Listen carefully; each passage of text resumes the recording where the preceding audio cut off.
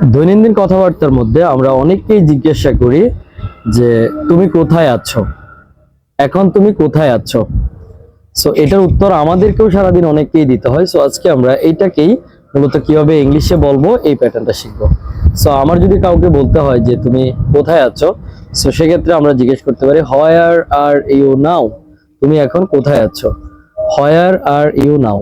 আর যদি বলি তুমি বর্তমানে কোথায় আছো, right now where are you right now, এভাবে বলতে পারি হোয়ার আর ইউ রাইট নাও, তুমি এখন কোথায় আছো।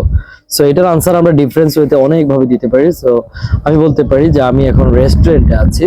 So right now I M at selfie restaurant, right now I M at selfie restaurant, এখন আমি সেলফি রেস্টুরেন্টে আছি। অথবা যদি বলতে চাই যে আমি এখন ক্লাসে আছি, সো আমি বলতে পারি right now I M at class, right now I M at class, আমি এখন ক্লাসে আছি। আমি যদি বলতে চাই যে আমি এখন ছাদে আছি, সো সেক্ষেত্রে আমি বলতে পারি right now I M on rooftop.